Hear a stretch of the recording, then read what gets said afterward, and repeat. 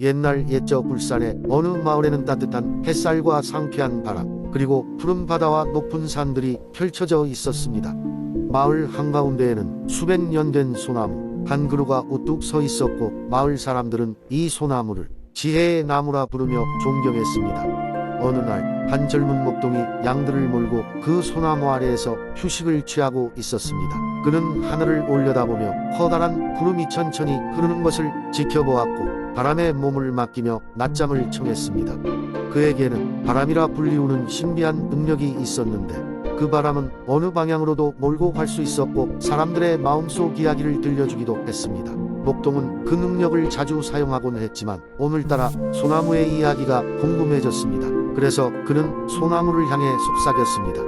오래된 소나무야, 바람으로 들을 수 있는 내 이야기가 듣고 싶어. 그러자 따스한 바람이 불어와 소나무에 잎사귀를 타고 잔잔한 노랫소리가 흘러나왔습니다. 소나무는 낮은 목소리로 이야기하기 시작했습니다. 나는 이곳에 아주 오랫동안 서 있었지. 처음에는 작은 묘목이었지만 마을 사람들의 사랑과 자연의 은혜로 이렇게 크게 자랐단다. 수많은 봄과 여름, 가을과 겨울을 견뎌오며 마을 사람들이 서로 돕고 살아가는 모습을 지켜보았지. 여기에 뜨거운 여름 날씨에도 굴하지 않고 차가운 겨울 바람에도 굴하지 않는 이유는 스스로의 뿌리를 믿기 때문이란다. 살며시 다가와야 하는 인내의 순간들도 있었고, 무더운 계절에도 희망은 늘 존재했단다. 목동은 그 이야기를 들으며 자신의 삶에 깊이 새겨 넣었습니다. 더불어 그도 자신의 능력을 마을 사람들을 돕는 데 사용하기로 결심했습니다. 시간이 흘러 목동은 바람의 현자라 불리우며 사람들에게 지혜와 도움을 주는 존재로 성장했습니다. 마을 사람들은 항상 소나무 아래에 모여 목동의 이야기를 들으며 서로의 마음을 나누었습니다. 이렇게 울산의 마을은 소나무와 바람의 이야기를 통해 우리에게 필요한 것은 서로에 대한 믿음과 자연과의 조화라는 것을 배우며 세상 모든 이의 마음속에 아름다운 추억을 남겼습니다. 그리고 지금도 그 마을의 소나무는 그렇게 여전히 그 자리를 지키며 마을 사람들을 바라보고 있습니다. 두 번째 이야기. 옛날 옛적 옛날 한국의 충청북도 증평에는 사람들의 마음속에 깊게 자리 잡은 전설이 있었습니다. 이 지역은 푸릇하고 드넓은 평야와 맑은 물줄기로 둘러싸여 있어 마치 천국과도 같았지만, 그곳에는 또 다른 특별한 비밀이 숨겨져 있었습니다. 한때 이 지역은 홍수가 잦아 많은 이들이 고통받던 시절이 있었습니다.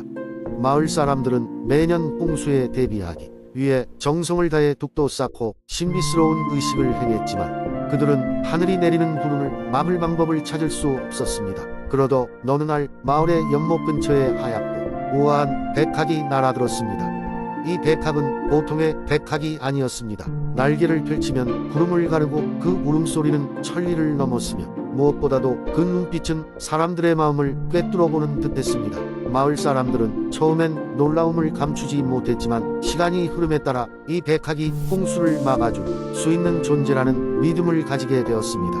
그러던 어느 날 갑작스러운 폭우로 마을의 홍수가 들이닥치기 시작했습니다. 사람들은 두려움에 떨며 백학에게 도움을 청했습니다. 사람들이 연못 주변에 모여 백학에게 경의를 표하자 백학은 천천히 하늘로 날아오르며 자신의 날개를 펼쳤습니다. 그러자 기적적으로도 홍수가 멈추고 먹구름 속에서 무지개가 나타나게 되었습니다. 증평의 백학은 그 후로도 매년 호수 위를 날아다니며 마을 사람들에게 풍요와 안녕을 약속했습니다. 사람들은 백학을 마을의 신령으로 모시며 해마다 특별한 제사를 통해 백학에게 감사를 표했습니다. 또한 그 백학의 날개는 사람들에게 용기와 희망을 주는 상징이 되어 세상을 밝히는 빛으로 자리 잡았습니다. 세월이 흘러 현대에 이르러서도 증평의 백학 이야기는 여전히 전해 내려오며 사람들의 가슴 속에 영원히 기억되고 있습니다.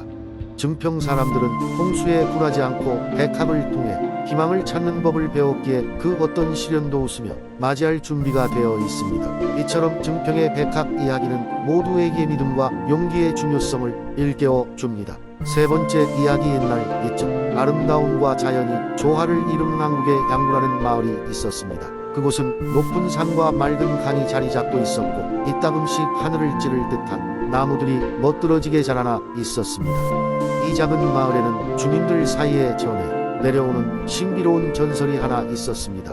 그것은 바로 하늘길에 관한 이야기였습니다. 전설에 따르면 양구의 한 산 중턱에 있는 오래된 오솔길을 따라가면 어느 순간 길이 끊기면서 하늘길이라는 숨겨진 길로 이어진다고 했습니다. 그 길은 밤하늘에 별빛을 따라 걷는 것처럼 아름다웠고 실제로 어떤 이들은 길을 따라가다 보면 소원을 이룰 수 있는 별나라에 다다른다고 믿었습니다. 어느 날 양구에 살고 있는 소년 한 명이 이 전설에 매료되었습니다.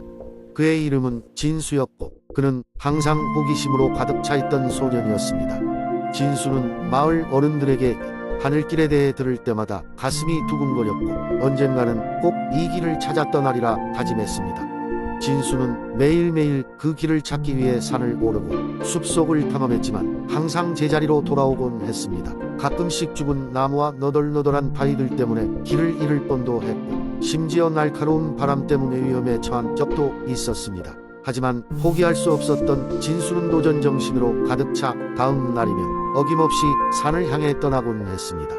마침내 어느 날 진수는 오랜 탐색 끝에 전설 속 하늘길의 입구를 찾게 되었습니다. 그곳은 마치 세상을 떠올라 하늘의 한 부분이 된 듯한 아름다운 경관이었습니다. 별빛이 환하게 걸려있는 하늘 아래에서는 진수가 걸어가야 할 길이 은빛실처럼 반짝였고 먼 하늘 끝까지 끝없이 이어져 있었습니다.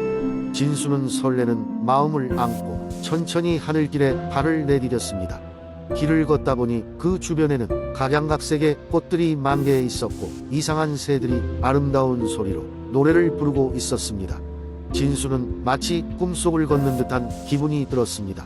길을 따라 걷다 보니 어느새 하늘은 더 깊고 푸르게 변해갔고 그의 발걸음은 마치 구름을 밟고 있는 듯한 착각을 주었습니다. 진수는 멀리 빛나는 별 하나를 발견했고 그 별은 점점 더 밝아지면서 마치 그를 맞이하는 듯한 느낌을 주었습니다.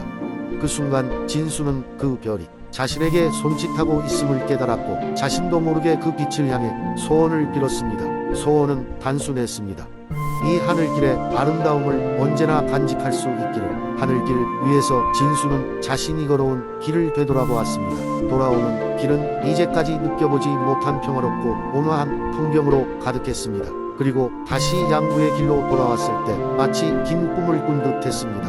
하지만 그의 마음 속에는 전설 속 하늘길의 기억과 그 길 위에서의 경험이 찬란하게 타오르고 있었고 그의 삶은 더 이상 전과 같지 않았습니다. 이후 진수는 양구의 전설을 다음 세대에게 전하였고 많은 사람들은 하늘길을 찾아 모험을 떠났습니다.